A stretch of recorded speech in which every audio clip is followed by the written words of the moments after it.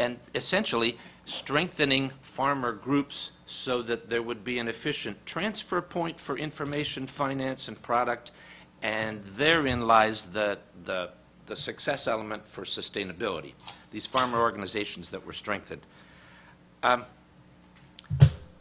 One of the valuable contributions that we typically play at that intermediary level is to identify and source methods of finance. You're dealing with poor farmers. Even when you have a technical solution, there's an inability to address it. There's an unwillingness around risk aversion, but finance from the input suppliers, finance from the buyers, from the millers, from the other members of that value chain, sometimes non-bank financial institutions. In our history, we've helped create some banking institutions and some credit institutions. The preference is to go easy and based on stakeholder relationships within that value chain, which was the situation largely in Ecuador. My colleague Robert at the World Cocoa Foundation is going to better describe the relationship between multinational corporations around cocoa and our organization. But I simply point out that there are some market realities at play for agriculture.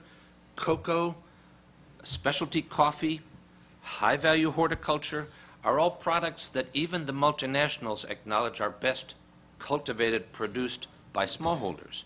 And they're largely in the developing countries. So these are product groups particularly well suited to this model. In fact, the involvement of WCF continues to rise.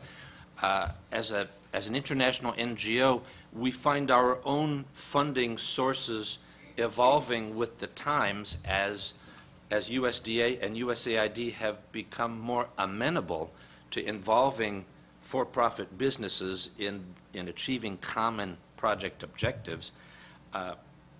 There's an interesting statistic I'll share with you.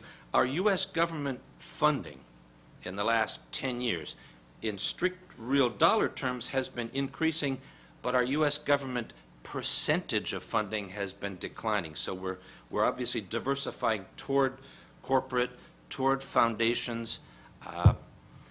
The foundation world itself is kind of evolving. Sometimes the multinationals create foundations to help fund the development aspect. We're on that. I think that agriculture is an important driver in a lot of emerging countries.